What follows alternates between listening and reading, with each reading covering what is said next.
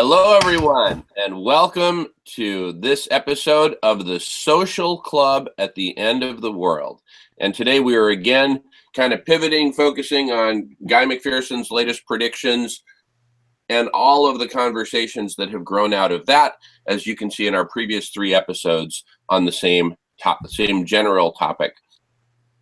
So I want to welcome back Dan in Chicago, Doctors in Utopia in Arizona, and Jason in Long Beach, California. I'm here in Seattle, Washington. Let me just say good morning, everyone, and any initial words anyone wants to kick off before we jump into the first topic on the agenda. Great to see you all, and Happy New Year.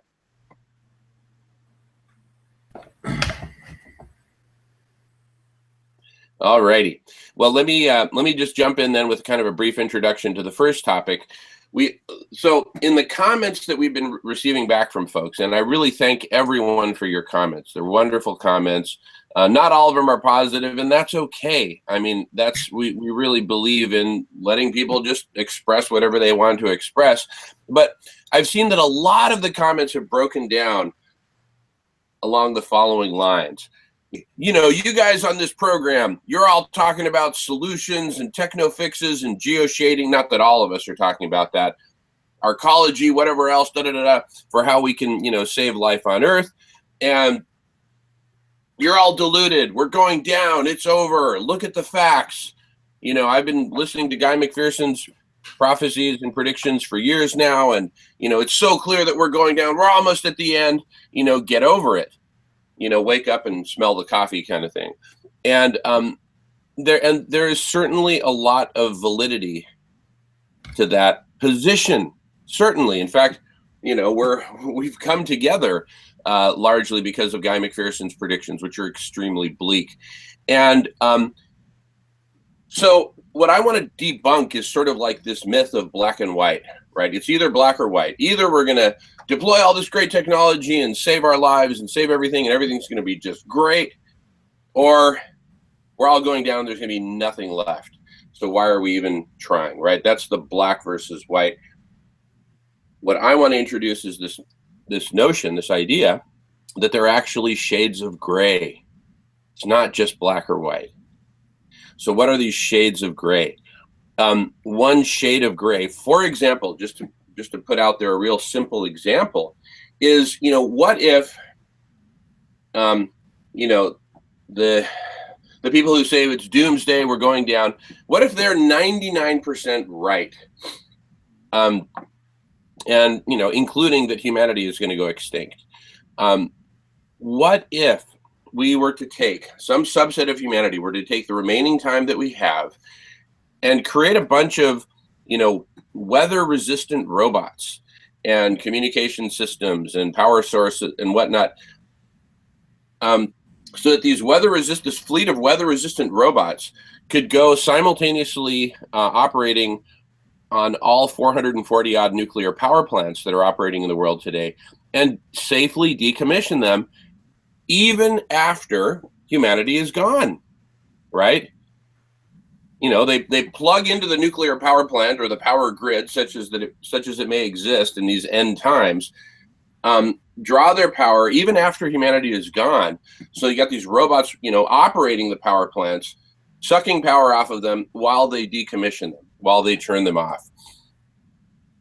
Figure out ways to store and distribute enough power to the robots themselves, maybe using solar grids, maybe using whatever, so that they can perform this one final mission of decommissioning all nuclear power plants and nuclear warheads, for that matter. I think the warheads are a lot easier to deal with than the power plants, so that we at least prevent the planet from becoming not only a hothouse, an unlivable hothouse for humanity, but that we prevent it from becoming this radioactive nightmare, frying the atmosphere and rendering the planet essentially permanently neutered, permanently lifeless for all the millions and billions of years to come.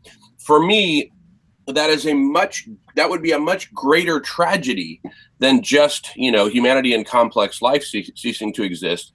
Because if we had no nuclear, and yet we still, charge ahead on this path towards hothouse state, fine, all complex life is gone, Welcome back, Adrienne. Welcome back. All right, thank you. We just started recording a few minutes ago, and we're in this very first topic, which is black and white versus shades of gray. Black and white being it's either all lost or we can come up with all these techno fantasies to fix everything. But I'm saying there's shades of gray in between those two extremes. One of which is getting rid of nuclear. Using robotics, using artificial intelligence, using whatever.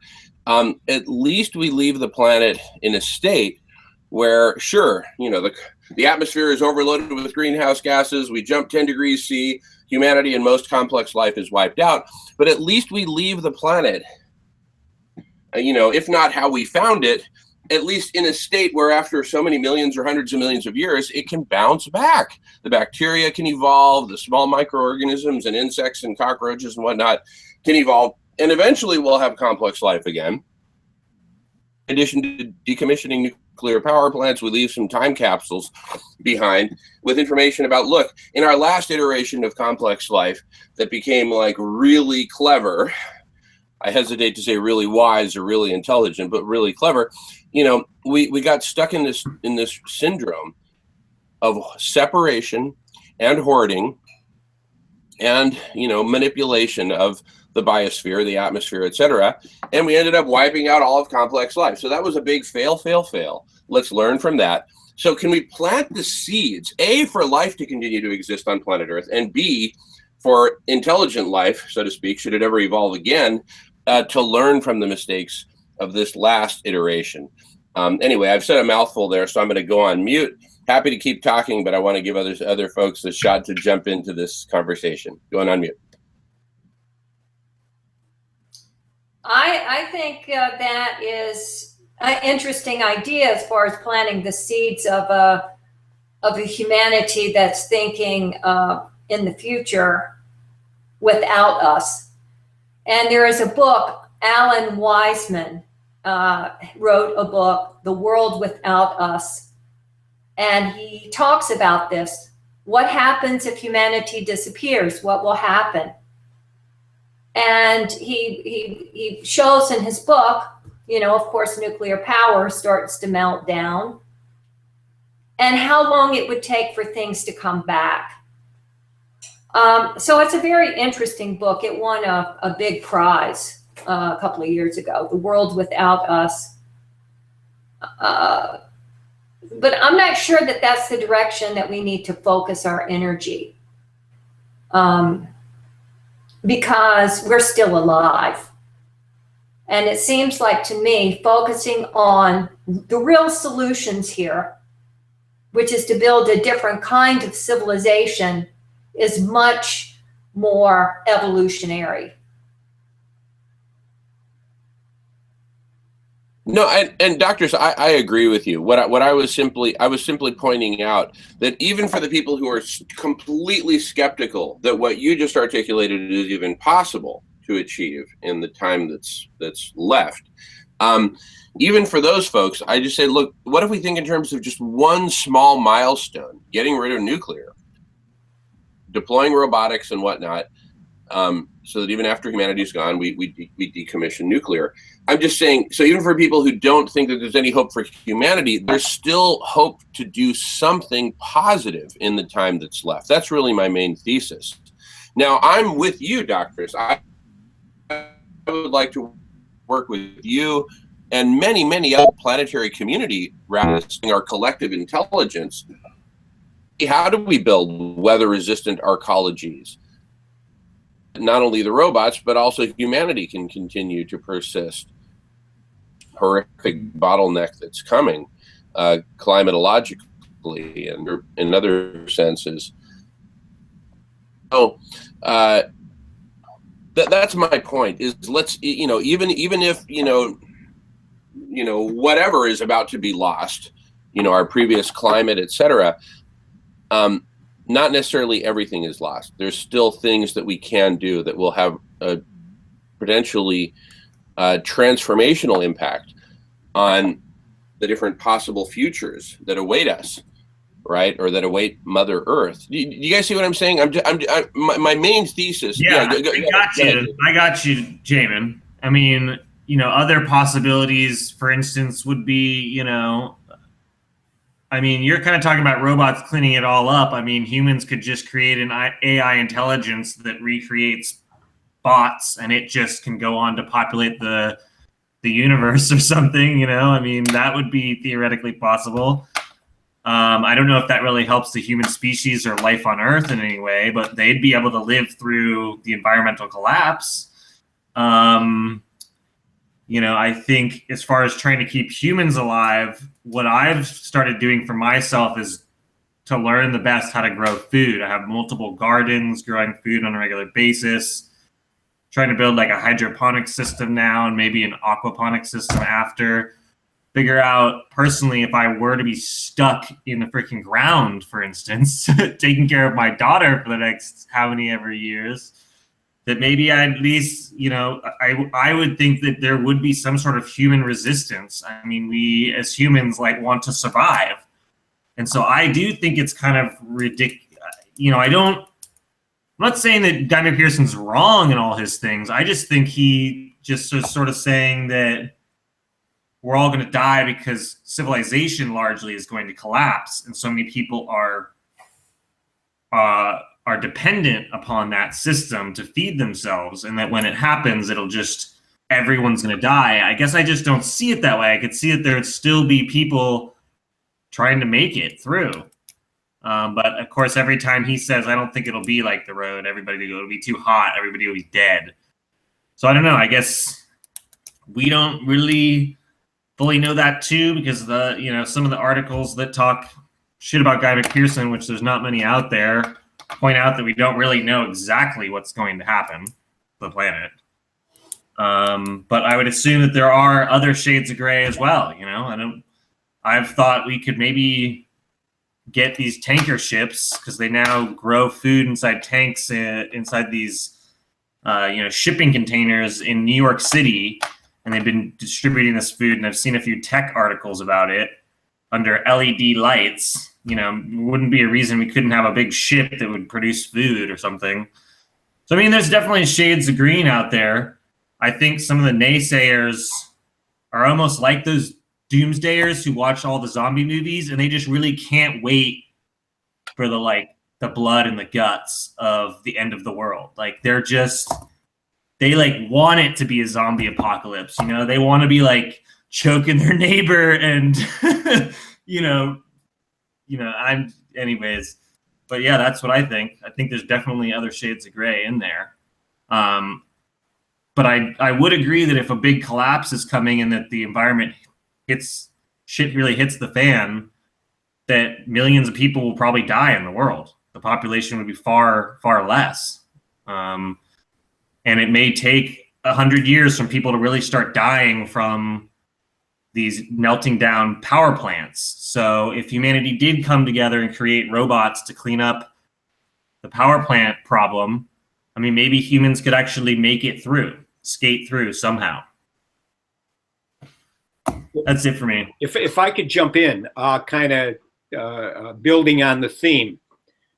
So you have people who are optimistic that technology could, or a bunch of technological interventions, things that are mentioned by Peter Wadhams and others, could be utilized to draw down greenhouse gases from the atmosphere and maybe refreeze the Arctic.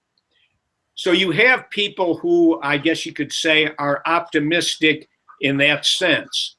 And then you have people who basically believe it is too late, like Guy McPherson and others, where it's only a matter of time. A guy named Joe Newbarth, who posts constantly about what he sees coming, is continually pointing out that plants, grains, cannot survive if you get to above 104 degrees Fahrenheit for an extended period of time. And that if you had, if that were to happen at the latitudes, in the United States and Ukraine and Russia, various places where a lot of the food comes from, the grain. That at that point, that's when you're going to see things go into a rapid descent. Also, as Guy McPherson points out more and more, we may, in many parts of the world, have extended periods of wet bulb temperature and obviously inadequate air conditioning, if there's any at all. So you have these temperature kind of related turning points, which we haven't gotten to quite yet, but they may be coming. And the meltdown in the Arctic and the release of methane, which I rarely see discussed, as I pointed out in these social club radcasts, even Al Gore in his latest movie, he does talk about the meltdown, but he doesn't talk about the danger of methane, which is leaking out continuously, and it's becoming more and more of a risk, which can accelerate the temperature step up in an exponential fashion.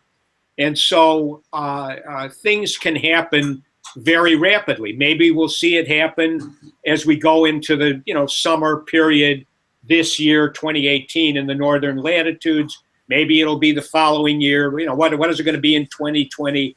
It doesn't seem to be getting any better, but people are still very ignorant.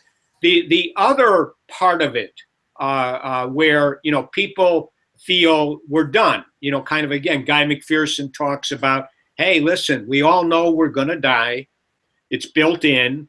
And, when you're in hospice, you have to accept it.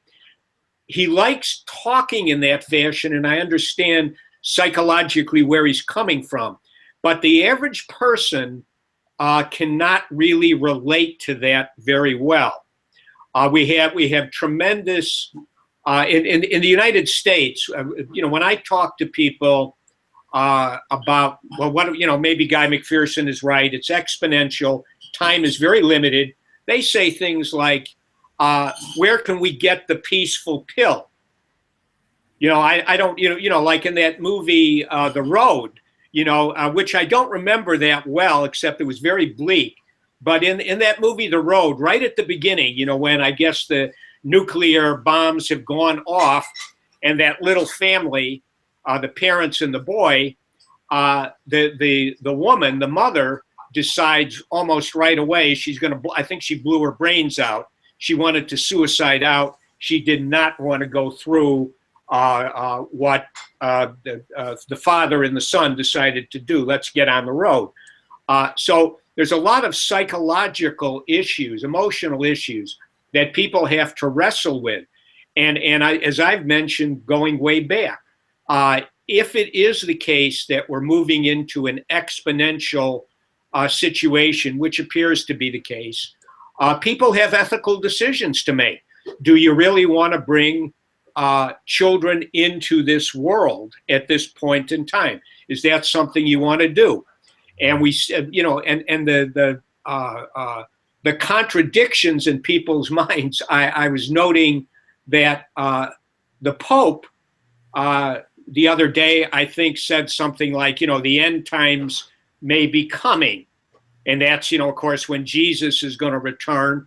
And then it mentioned the Iranians also think the end times are coming, but it's going to be Mahdi who comes instead of Jesus, a real big issue there. Who is it?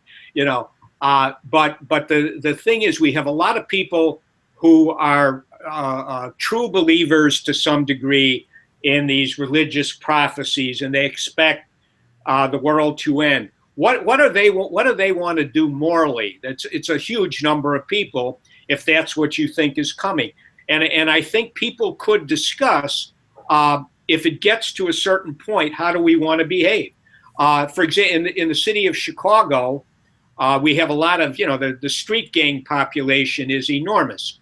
And some people would say, well, if things start to fall apart, we're going to have, some combination of Mad Max, Soylent Green type of thing going on. But I think people could prepare themselves mentally, perhaps through the churches, which are a very powerful influence, for example, in Chicago in the African American community and other communities, to get people prepared. If it goes south, how do you want to behave ethically? Do you want to become a cannibal? Is that how you want to end up going out? Is that what you want to do? So I'm going to leave it this way. I think that these are things that could be discussed, that people could step up to the plate, talk about how do I want to behave. When I was doing therapy, or I'm doing these mental health, I'll sometimes bring up the issue of, let's say the doctor tells you you've got a terminal case of cancer and you're hit with that. Well, how do you want to cope with that? Do you want to be a role model for your loved ones? Do you want to deal with it in a certain kind of way, or do you want to go into a panic mode and jump off the building? People can go a lot of different ways, but I do think there needs to be discussion of these things. And right now, as far as I can tell, we have almost zero conversation going on in the culture and in society. I'm going to go ahead and mute out. I've taken a lot of time.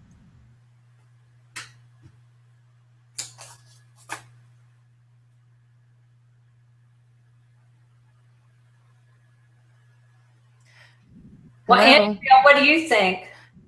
Me, Adrienne? Yeah. Okay. Yeah, I'm sorry I'm late. I'm trying to get my video to work, but there are a couple quick things that I just wanted to touch on, and I think I'm hearing this from all of you as well, and that is education, a true understanding of what's going on and what predicament we really truly are in.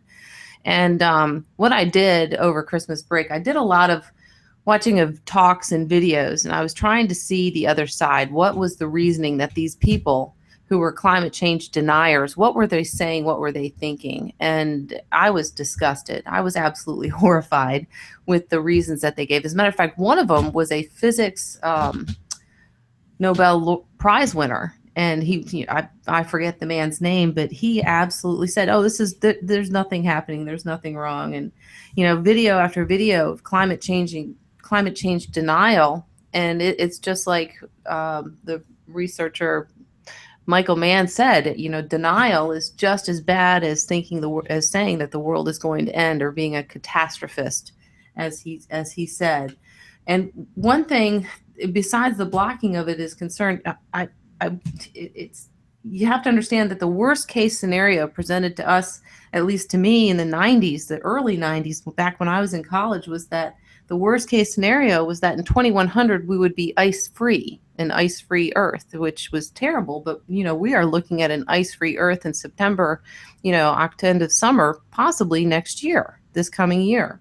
So that's another thing. And there are two main things that concern me. We already know that the storms of the Earth have gotten worse and worse, and we're seeing 100-year storms, 1,000-year storms happening on a yearly basis, and FEMA's stretched to the limits, possibly even broken, from what I've seen on some CNN reports and other news reports. But the two things that are concerning me right at the moment would be the two main thermal circulation systems that we have on our planet. One is affecting us right now, at least they're affecting me on the East Coast. In North Carolina, I'm sitting here in 27-degree weather. And that's the polar vortex jet stream system, which is the atmospheric system. The other one, which is even more dangerous, is the thermohaline oceanic circulation. So if you think about the jet stream, stratospheric jet stream, we're talking about the polar vortex. And what's happened here on the East Coast is we have a huge dip in that polar vortex. In some areas, much, much lower than most meteorologists have ever seen it. And I don't even know if it's ever been that low in my lifetime. But what that is that's an energy system that's obviously been disrupted. And usually when you see a disruption in some kind of system, that means that it's on the brink of slowing down or even failure. You can think of it kind of like as a top or a gyroscope. If you have a top or a gyroscope spinning, and it's very stable while it's spinning, but once it starts to lose that energy, once it starts to lose that, angular momentum, it will eventually fail. And that's a concern that I have. And the other concern is with this polar vortex. Yes, we have all this polar air here.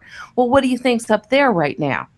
what I guarantee you that there's not no air in the Arctic. It had to have been either replaced or maybe even pushed out by warmer air, which is even more bad news for the ice melting. And you guys probably know what happens as a result of that. So with saying things like, yes, let's train robots, let's make sure that life comes. I agree with Doctress in saying that let's try to save the human race first, and then we'll see what we can do about the other things. But I just wanted to add those two things. So I'll mic out now.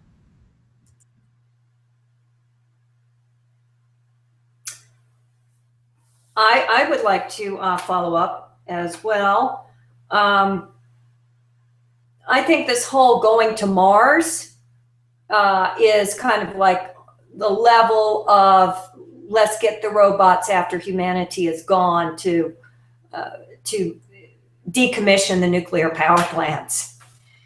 But I think that also with the rise of smart cities like Bill Gates wants to build, and there are other experiments going on in the world, at least a few of them, one in China, one in Saudi Arabia, to build a zero carbon city, a new kind of civilization type, that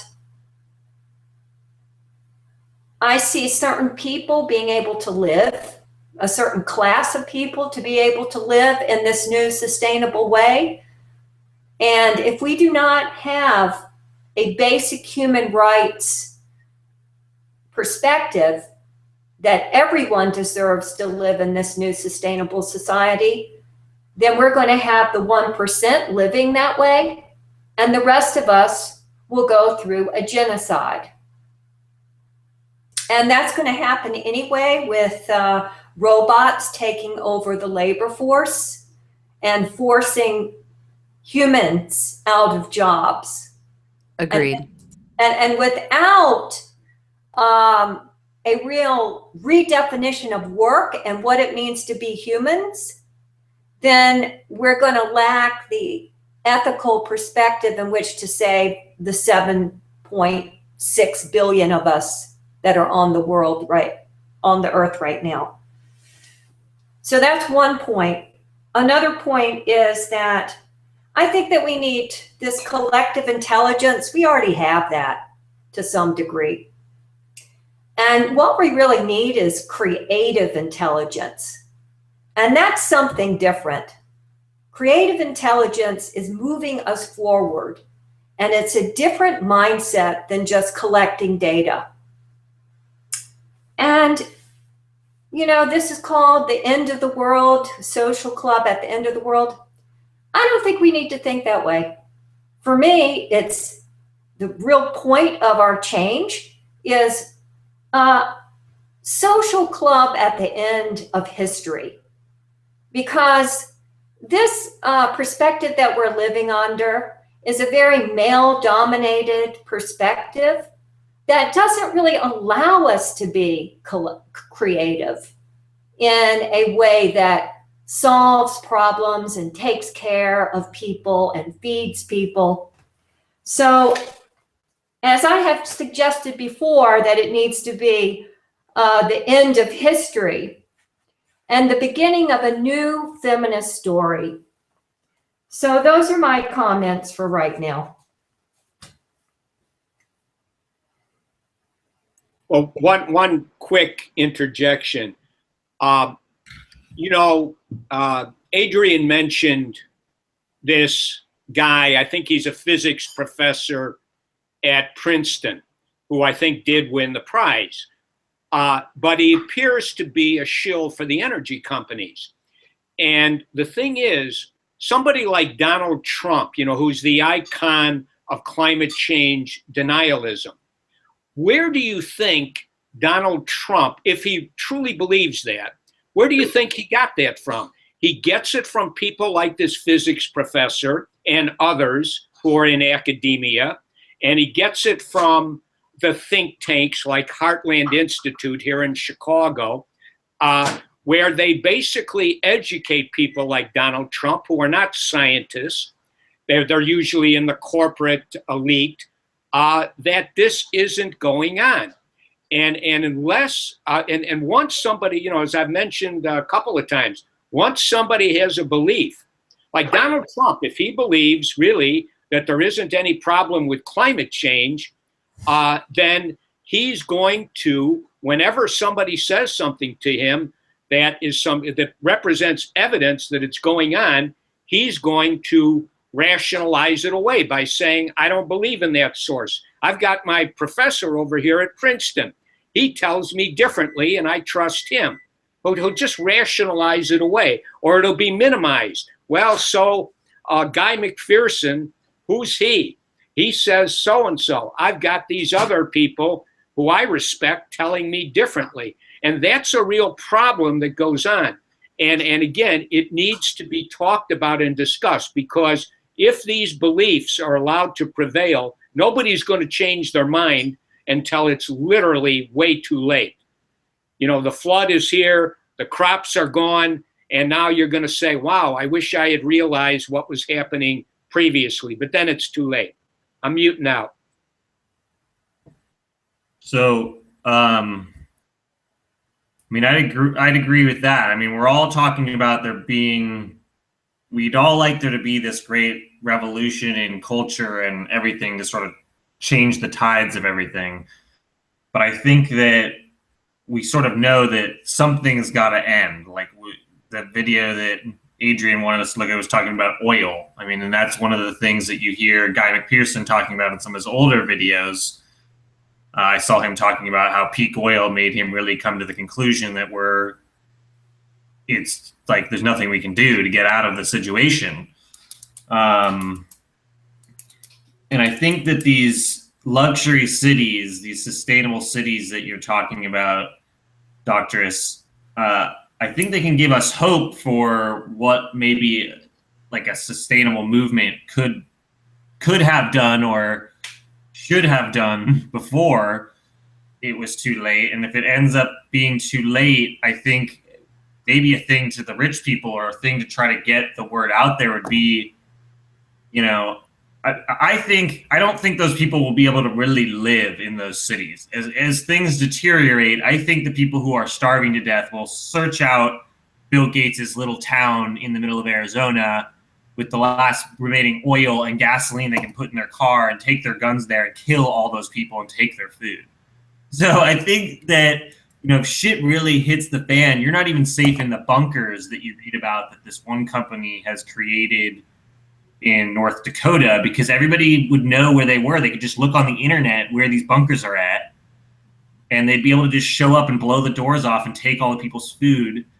Apparently they have a security apparatus. What if the people in the security are the ones who kill all the families and take their food? I mean, like, the one of the reasons why maybe the pessimists who say we're all fucked are right is because, like, you know, at the end of the world, it's going to be people want food. They're going to possibly be eating people, you know? And so I think any discussion of whether there's a way to stop that is either hiding from that violence, like saying it's inevitable and we can't really stop that. We're gonna have to find an effective way to hide from those people. Maybe an ark literally is a good idea. I don't know. A group of people, you know, 20 or 30 people getting on the biggest boat they can imagine and setting it up so it can grow food. I mean, I could, you know, I know these sound like we're all coming up with little crazy shades of green here, but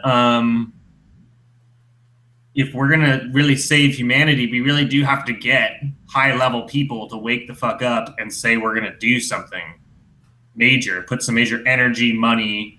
You also have to have a lot of people who are willing to invest time, maybe work for free to build these robots that are going to clean up the nuclear disaster. But I like what you're saying, Doctress, about this not necessarily being the end. It could just be the end of history, or it could just be the beginning of something else. And maybe all humans will be dead because to make it past this, we're going to have to evolve in such a way that we'll no longer be humans. I don't know. Or if we're living in bunkers underneath the ground, like Elon Musk's Boring Company makes a bunch of bunkers, and his, all his employees are living there trying to finish up the space rocket so they can make it to Mars. Now it's another idea that you mentioned, which is totally possible too. I mean, people think we're going to go extinct, but if Elon Musk is successful in sending a couple hundred colonists to Mars and they actually make that work, I would say if they can make it work on Mars, we should be able to live in bunkers here on Earth, and at least we'd be able to save the human species and different plant types and food crop types growing it. I mean, that's theoretically possible. I think that one of Guy McPherson's thing is he would never want to go out like that. Like, he'd rather shoot himself in the head than end up in a bunker growing food with a bunch of people. For one thing, I would like to see us do is evolve beyond having everything relate to Guy McPherson. He's very negative, and he's not very creative. And as long as we just, everything Guy McPherson, I don't think we're ever going to get anywhere. And how we move into this creative element in this group, that's I think where our challenge is how to get out of this very negative, the end of the world, and start looking at how do we save the world. And that's a creative process. I'm right there with you, Doctoress. I'm right there with you. Thank you for saying that. So let's start there. How do we do it? I mean, look, I think the thing about Guy McPherson is not to break any rules and use the G word, but he has done such a great job of synthesizing how fast and how steep our descent is, which turns out to be a great wake-up call. It was a great wake-up call for me, and I think it's been for a lot of other people. But that's as far as that taxi ride is going to take us. It's taken us to the point where it says, look, we're going down. Okay, now what do we do about it? And the taxi driver, Guy McPherson, says, well, there's nothing to do about it. Well, at that point, I give him his cab fare, get out of the car, and let's start walking down our own path to what do we do about it, right? So thank you, Guy. And now let's move along. How do we save something, whether it's life or human life or whatever? And I'm right there with you. That's where I'd like to take it. Well, if I could just jump in and say this, Peter Wadhams, who's not Guy McPherson, who's Peter Wadhams? He's the world's foremost expert on the Arctic meltdown. He was a geophysicist at Cambridge University. He, in many of his interviews, has essentially said, I'm not prepared to go with Guy McPherson, that there isn't any hope. But he essentially says, if we don't do something, and what he's talking about is literally drawing down the greenhouse gases out of the atmosphere and refreezing the Arctic, then he's pretty much says you're going to get Guy McPherson. Guy McPherson is an individual, as Peter Wadhams is. But we have to understand that a lot of people like Peter Wadhams and Michael Mann, who's become, in my opinion, a very weak character for reasons that are understandable, because he was threatened, he was intimidated, he's still working, he has a family, and the reality is a lot of these individuals who kind of know what's happening have been pretty much put on notice not to go there. I mean, again, even Al Gore won't talk about methane.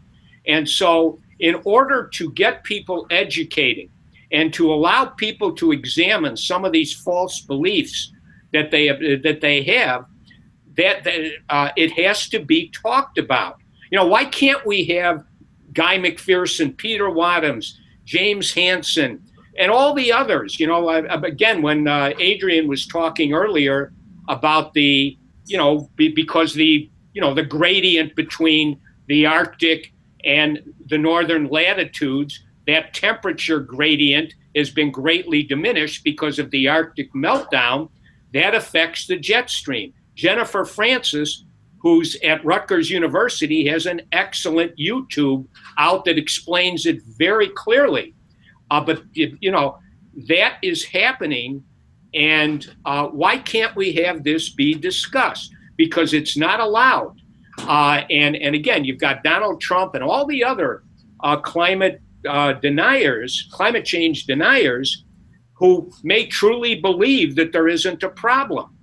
And without getting these things discussed, we can sit here and we can talk about, maybe we could have some cities here, maybe we could, some people could be saved. We all want to live. I mean, all the people who are religious fundamentalists, they believe that, even if they die here, they're going to continue to live in heaven somewhere, that somehow there's going to be a continuation. A lot of people believe that or hope that. And so, to some degree, without there being a discussion by the authority figures, and in the United States, the authority figures who are in academia are pretty much cowardly at this point in time. I don't necessarily blame them. They've been intimidated. And they may have some uncertainty in their minds as to what's going to happen. Somebody like Guy McPherson, who's been, doing the march around the world, essentially, presenting his stuff to usually very small groups of people. It's not like there's a huge attendance at most of his things. And he is in a position to kind of lay it out. I may not agree with his, sort of hopeless kind of out, there's nothing we can do, just try to love one another and that'll be it. But at the same time, he has connected a lot of these dots. People like Peter Wadhams have confirmed the dire situation.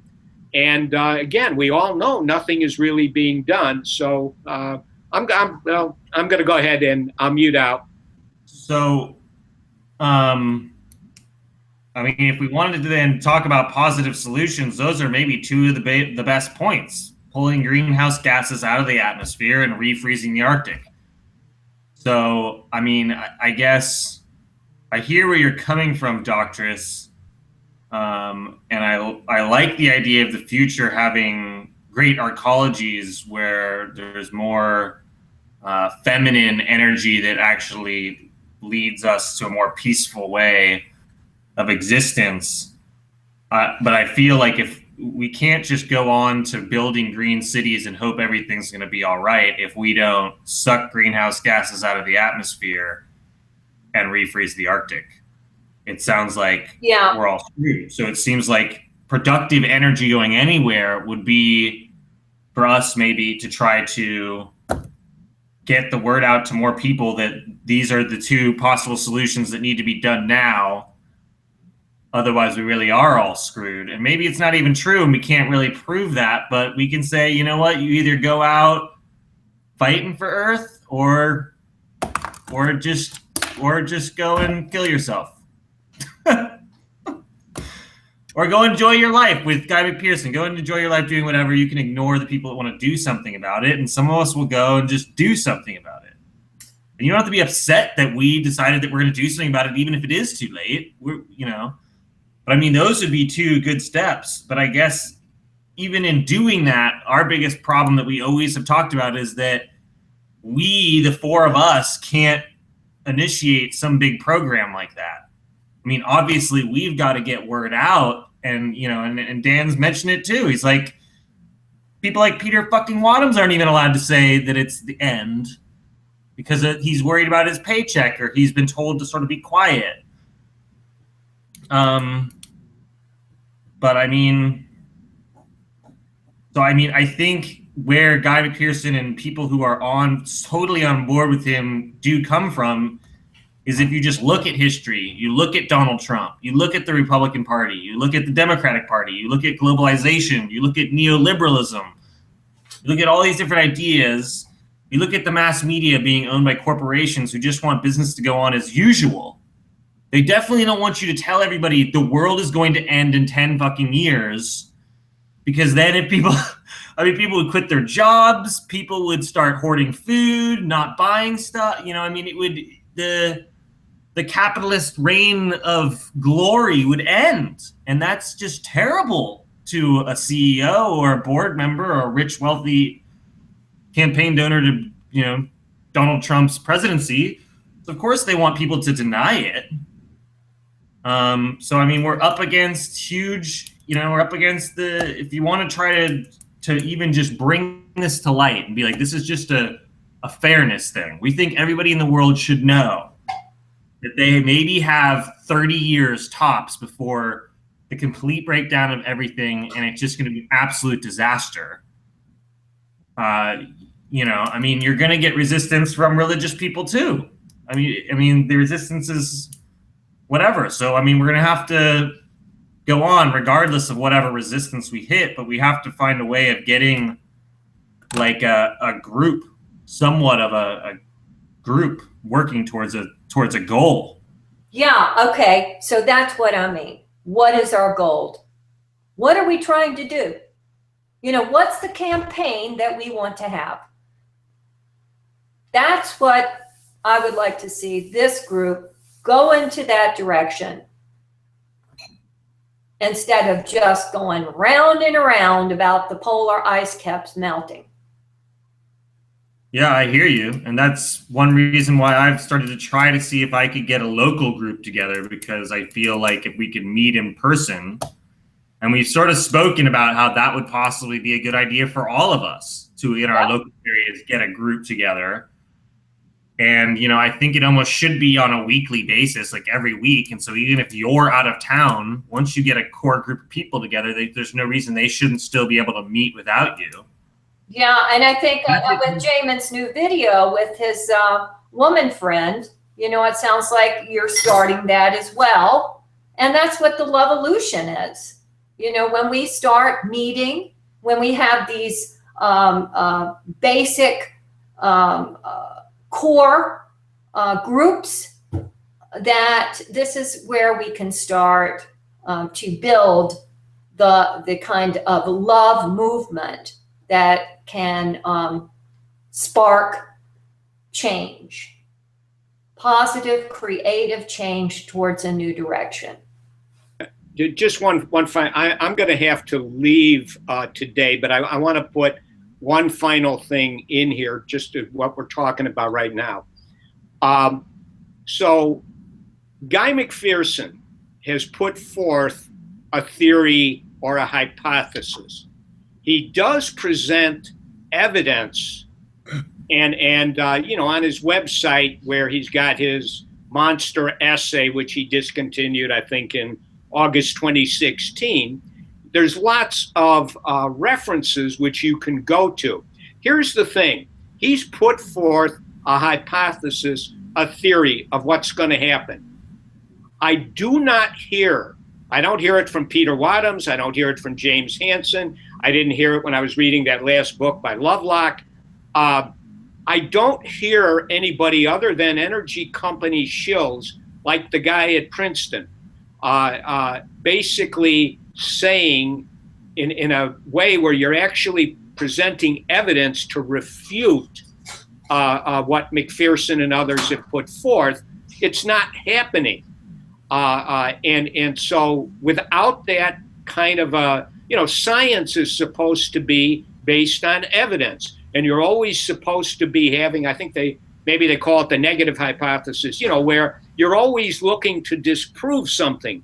So if you want to disprove Guy McPherson, Peter Wadhams, and others, you need to present evidence that actually shows what it is they've been talking about is essentially flawed.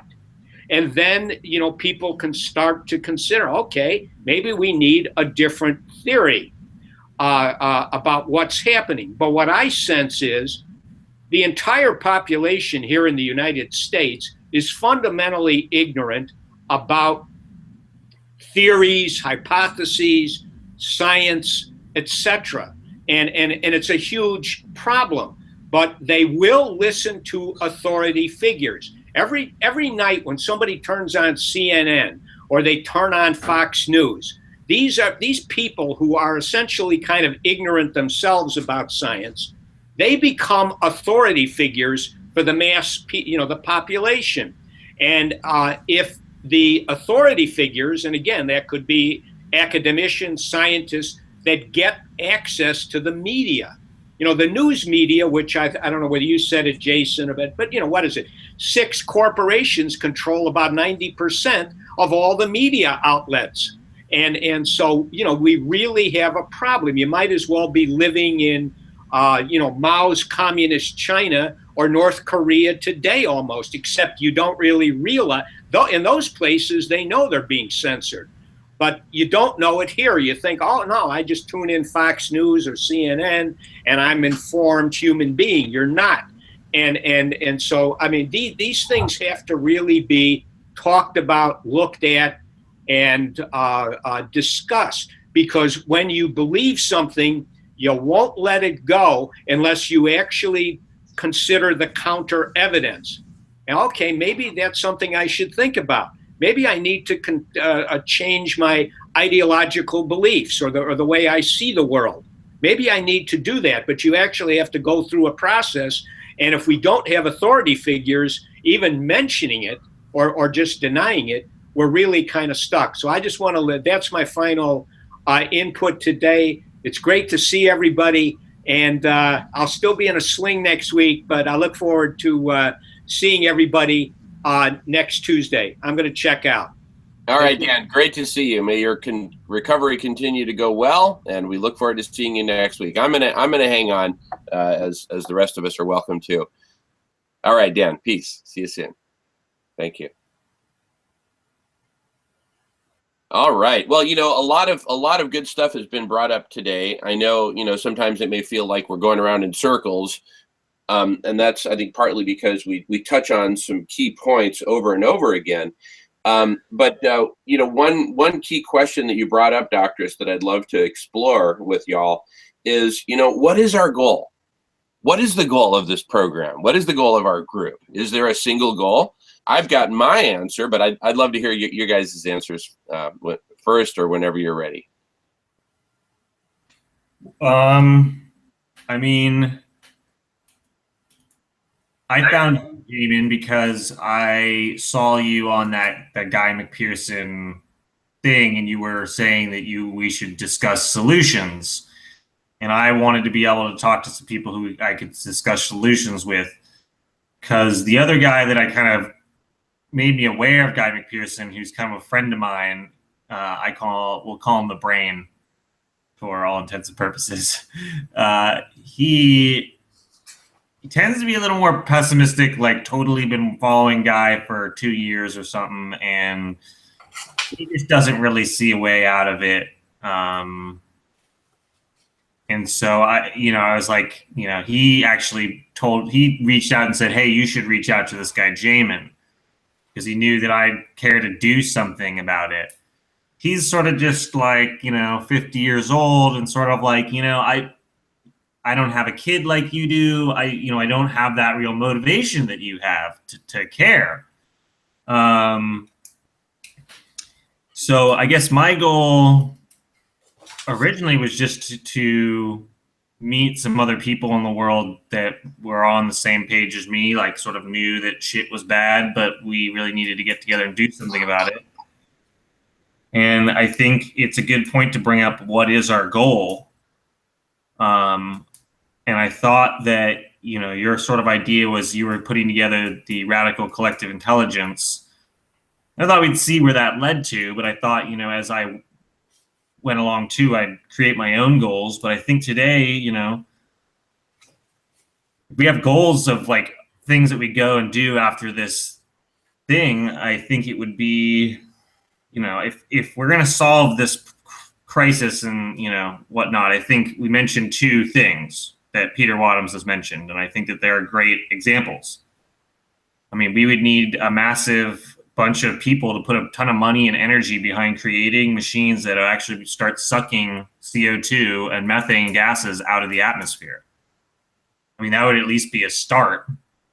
But then, of course, a lot of people are going to say, where are you going to get the energy to, suck all that carbon out of the atmosphere. I mean, that's why we need the radical collective intelligence. We really need some of the smartest people coming together to figure out how to make that process not just put more junk into the fucking atmosphere so that it's kind of just as, a zero-sum game, not really getting us anywhere, or just sort of neutral.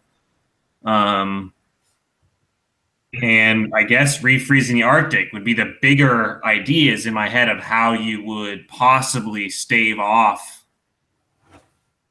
the end being so soon. I think also the third thing maybe would be cleaning up nuclear power stations, just like you said, Jamin. Whether that, and a guy McPherson at points have said, and it's obvious that we would need a lot of people to clean those things up, or some really, really smart robots, I guess.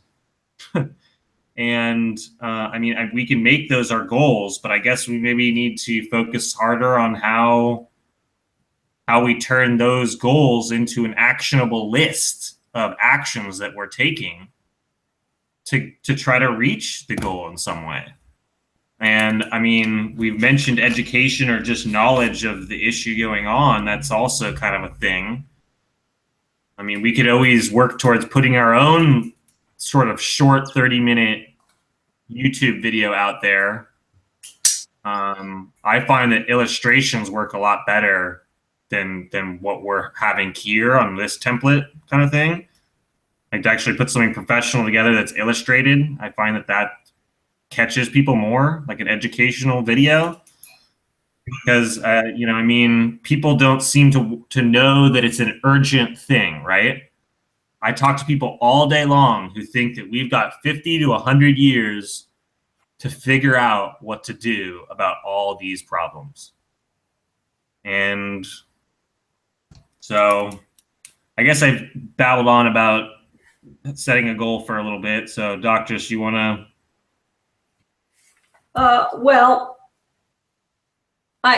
Ultimately we have to change the operating system of the computer networks that we have now. And we have to redesign it. We have to move from the love of power to the power of love. So then we got to know, what is love? What is love on this planet? And what is human rights? And what does a world that is compassionate look like? How do we reprogram the computers to take care of everyone? And then we will change everything. Once we have that new power and understand it and be able to share it, then I think we've got the way to spark a mass movement. Mass movements can happen very quickly.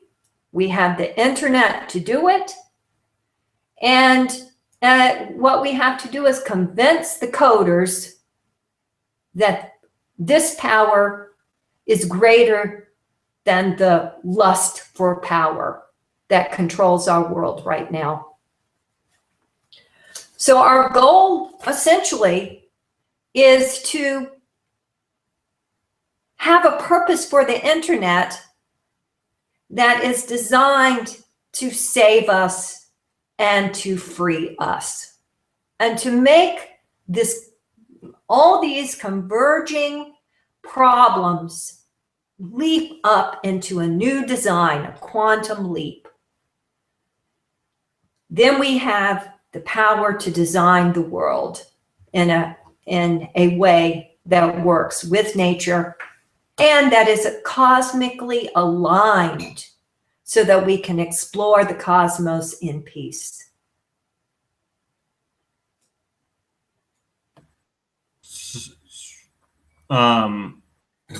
So I guess I get and I like your message, and sometimes I see where you're coming from, but I think that in the movie that Adrienne had brought forth and we looked at, there's an interesting thing in that made me think while you're speaking. Well, how are we going to build all of this stuff that you're talking about building and create this new system without a clean energy source. So, I mean, well, once we get the power, once the people have the power, and we're going to look at how to do it on a global scale for all people, then these problems are coming from a different perspective. You know, we're going to take care of everybody. This problems have to work on a global level. So a lot of the complication that we have now, it will be eliminated because we can see in a holistic way how to solve our problems. And without that perspective, I don't think we have a chance. Everything's too divided, and there's too much war and competing interests.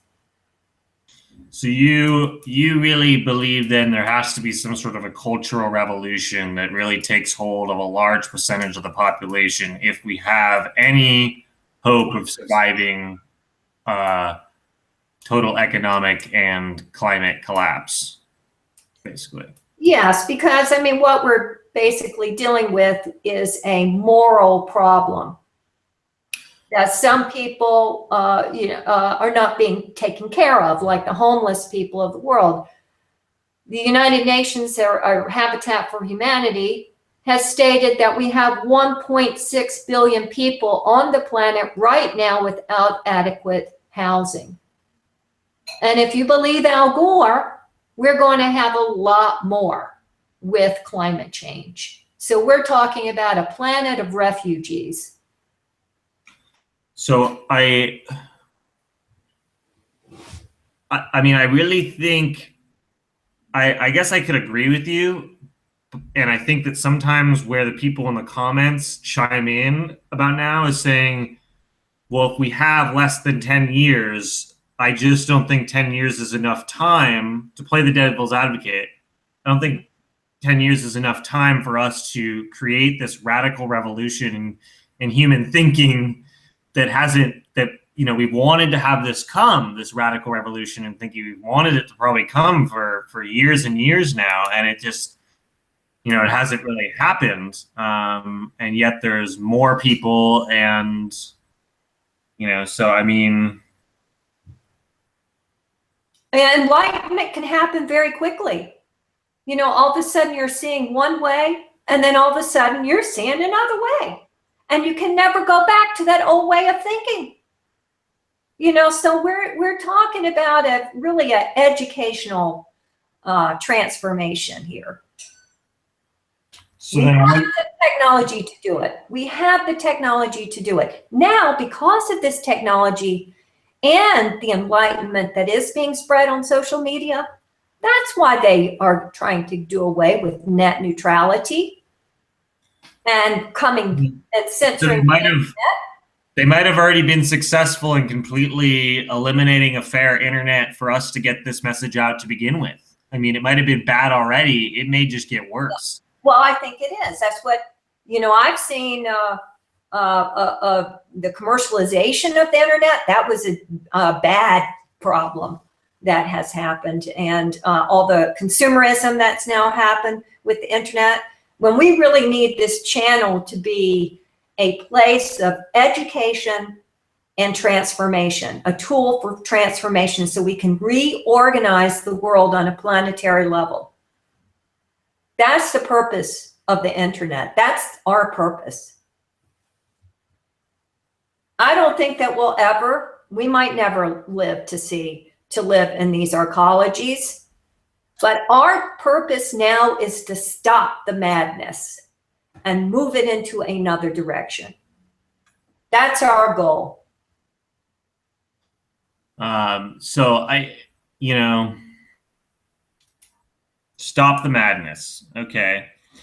I feel like with how bad everything's got, just to let you into my psyche in a way, I've gotten to the point where I'm sort of just like, I don't think there's any stopping this madness. This shit is out of control. And I think at this point, banding together with, you know, even a small group of people who'd be willing to at least put together communities, whether it be for the end time or with the goal to make it through, whether other people don't. I mean, I see it as almost inevitable that there's going to just, I mean, be a lot of turmoil in the coming decades on planet Earth.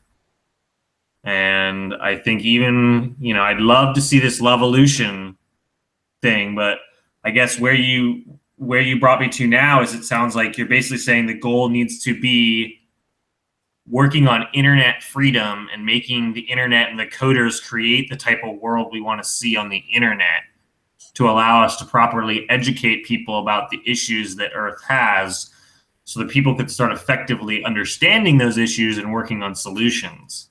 I think it's even more than that. I think we need to offer a blueprint on transformation.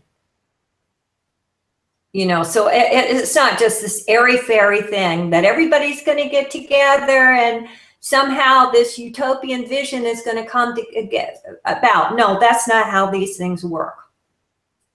We build upon the utopians of the past. We have thousands of years, 2,000 years, where people have been trying to build this utopian worldview.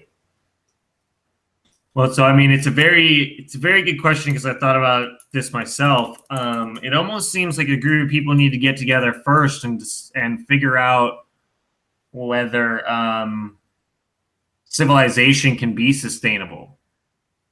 Because if people like Guy McPherson and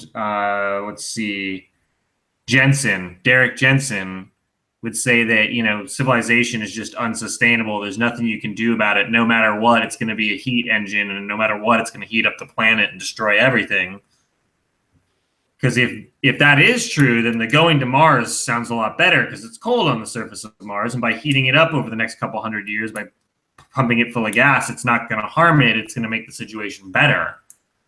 Well, one of our goals should be we want a test site. If they can have a nuclear test site, we want a city test site to experiment with sustainability. And this is what I'm writing in my paper. Like, you have some test sites that are happening now. This on the Arabian Peninsula, the king of Saudi Arabia is putting something like $50 billion into a test site. We have Bill Gates. He's probably seen the Guy McPherson videos because they pump so much oil out of the ground. They're probably like totally preparing for the end of the world. That's probably what. Yeah, they're doing it more than we are. And you know, and then Bill Gates' experiment. Well, we want a people's experiment. If the billionaires are having it, we want our government to have one for the people. And right now, there is no viable test site for this kind of new design. I'm going to go ahead and just say that this is when I had this idea about Mother Earthers. And, you know, people looked at me a little crazy. But I'm convinced that if you're talking about trying to get the government to give us tax dollars to create a site, the political structure in this country doesn't look like it's going to do that for, I mean, I don't know what you'd have to do to the political system in this country to get them to give you money for a test site to test out sustainability and saving the human species from the end of the world. I mean, that's ludicrous. I mean, what needs to be built is an alternative to the government, an outside institution that's not affected by that bullshit monstrosity that we apparently call a democracy. You know, I think that this movement absolutely needs to be built outside of that. That would totally hinder it, dampen it, fuck it up. Well, you know, I ran for president for the United States under the Democratic Party. I'm not a Democrat, but that's the only way I could run. And it was really interesting because I got to talk about arcology and building a test site. You do get some platform. I didn't get a lot of platform, but there is a platform there. And I talked to Jill Stein about actually doing this. You know, she had a platform. She had a national platform, but she didn't, in my opinion, her Green Deal, New Deal was not enough. And it didn't have the right visuals to be able to be a radical, creative alternative. The problem with the Green Party is they never win. I just read an article about this the other day, and the problem with third parties altogether, the thing was arguing, was that they're always co-opted by the Democratic side, like the Progressive Party in the past, and he mentioned some other ones. But then the writer of the article goes on to say, if now is the time to create an effective third party, we must go and do it and not co-opt ourselves. And I wanted to be like, oh my God, but like you just wrote this whole article about how it's like almost a waste of time. So, I mean, we can't, even if we created a whole, like that Kevin Sandblum in his thing, he mentions creating his own political party at one point. I think it sounds like a nice idea, but I think those people may be wasting their time. If they Well, really... how about an internet party? I thought about that idea many years ago. You know, that we can have, it needs to be a global election, a global democracy, meritocracy. I call it democracy, meritocracy. But it has to be on a global level. So why can't we set up a voting system that everybody in the world, everybody becomes a world citizen, and we can start making some decisions about our future? Well, I mean, I think that's all nice and good too, but sometimes I do have to wonder whether a totalitarian government like China could actually approach this issue of saving the human species better than a democratic country like the United States that can't even agree that climate change is real. Well, I think that China, Chomsky, I just listened to one of his lectures. You know, the world now is looking for China for some answers to this. Now, what is China doing? I know, maybe we should literally go and talk to China about this. Well, we should, of course we should. And they're building an infrastructure now. I think, according to the internet, and I haven't done the research to verify this, but it was like 26 nations have signed on to this. You know, and they want to make it like the old Silk Road. You know, it's for their trade. You know, and they want, I'm not sure how many renewable energies they are putting into this, but it's a new infrastructure. What we need is a global infrastructure. Now, I'm not sure if that's the right one, but at least they've got 36 nations that have agreed to that. But look, there's only a couple of nations that have refused to join the climate agreement. And the United States is one. You know, so we have some something to work on here, that the planet does want to come together. The people of the world are concerned with climate change. Yeah, the people in other countries. I mean, honestly, I laugh when I say that, and I'm saying it sarcastically, but yeah, it does really disappoint me that I seem to live in this fucking country that just can't even, like, most of the people can't think for themselves. Most of their minds are shrouded by, like, religion or some bullshit or whatever. You know, it's very, I mean, you know. Well, just remember, this is the most dangerous nation state on the planet. What happens here affects the whole world. We have more nuclear weapons than any other nation state, far more weapons. And so if the change is going to happen, it has to happen in the United States. We are a very important nation state in this transformation. I'd agree with that. And that's the reason why people like McPherson are maybe really pessimistic. These people spent 30, 40 years trying to get people to wake the fuck up in this country and you know, do something. Which is why, you know, Elon Musk's idea may be the best of all the ideas. Oh, yeah. Well, I just read something about him that's not so nice. What? The fact that he doesn't pay his employees very well and treats them... that he doesn't believe in mass transit.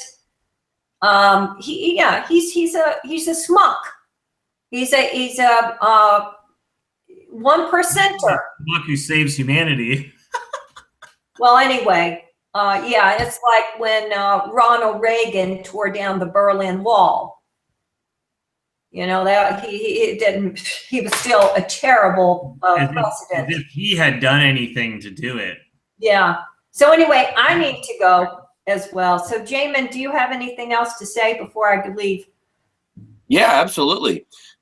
So I love a lot of the stuff that you guys have been saying. Most of it, in fact. I absolutely believe we do need to have. We need to repurpose the internet to bring about whatever you call it, whatever name. I think that's secondary. Whether you call it collective intelligence or creative intelligence. We're really talking about the same thing. We're talking about putting our hearts and minds and our intelligences together to create something new and to design the world as it needs to be, to design this new utopia. And then the question that keeps coming up is, well, yeah, that's great. We can talk about utopia. We can design it. We can do whatever. But how are we going to get there from here?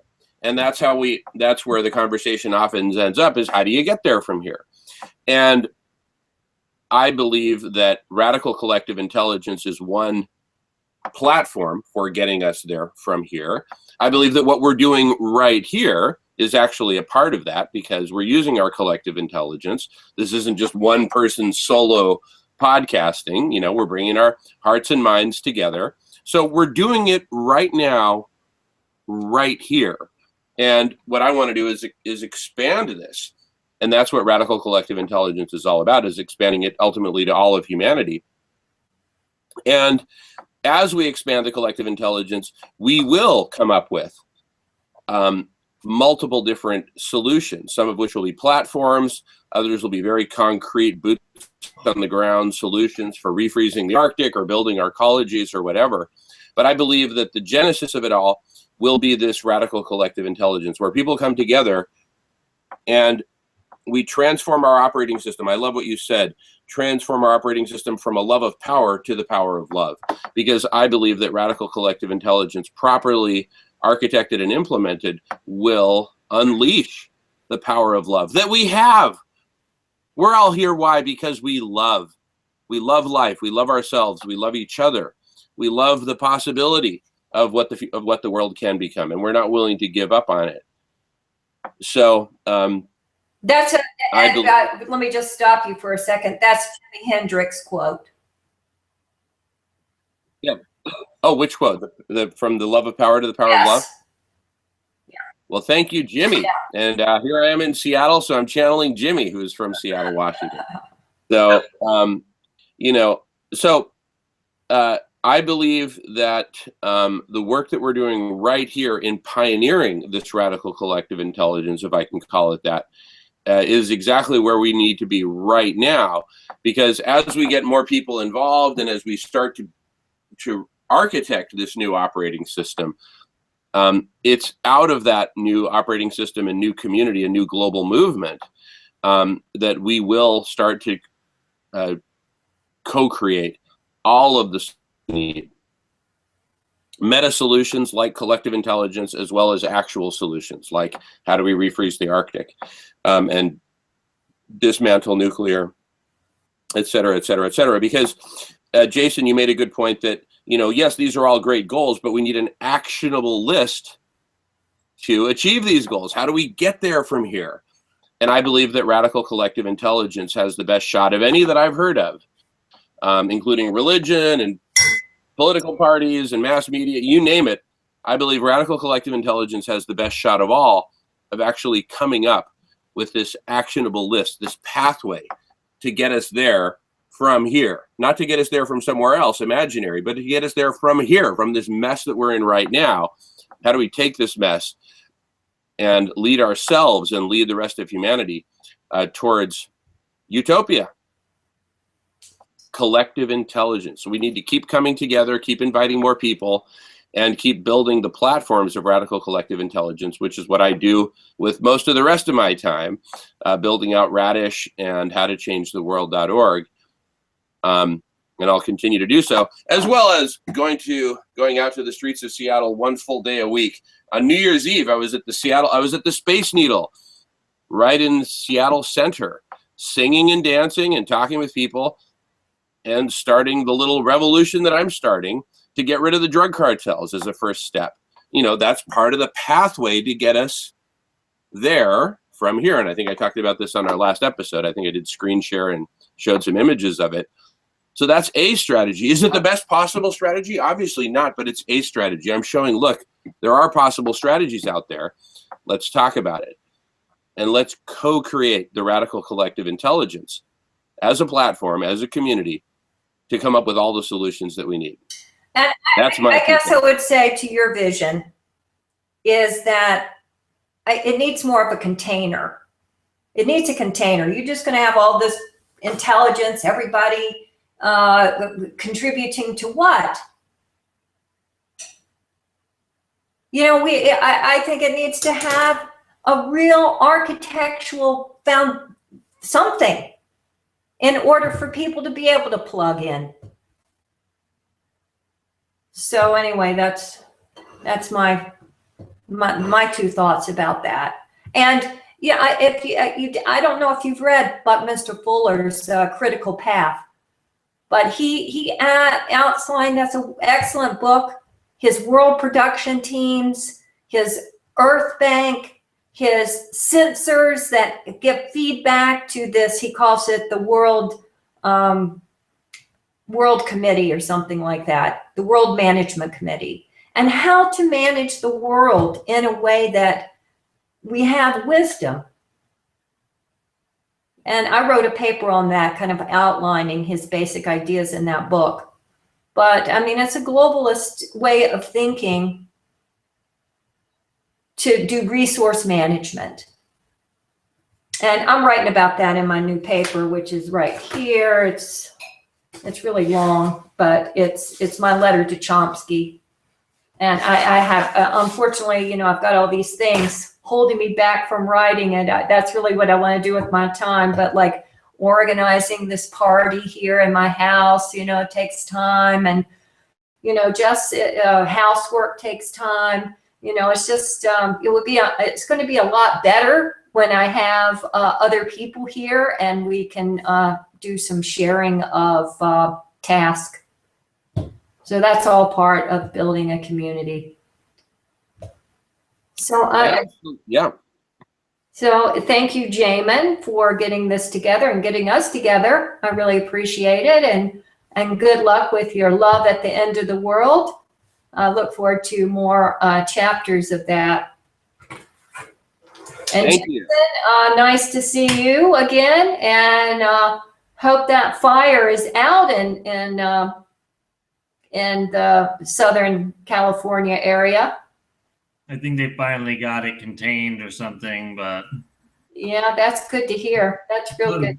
You know, we still haven't had any rain, precipitation of any kind, and it was weird because earlier they were all like, "Oh, it's gonna be an El Nino, and it's gonna be super wet, and California's gonna get rained off the map." You know, like who knows? And then we haven't seen any freaking rain. Yeah, we haven't seen any in Arizona either. We had like one day.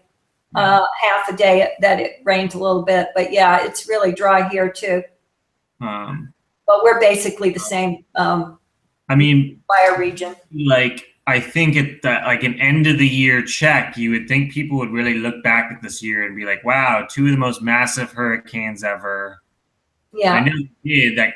You know, there was some article about how it was billions of dollars for the first time, or broke billion. You know, so much money has been spent this year. The amount of damage from, you know, climate change driven disasters has been, you know, epic proportions. Mm-hmm. Well, I mean, it's almost everybody, and then you have New Year's, and everybody's like, "Oh, may, you know, 2018 be even better than 2017," and you want to be like, well, if it's worse, can we talk about climate change finally? You know, like.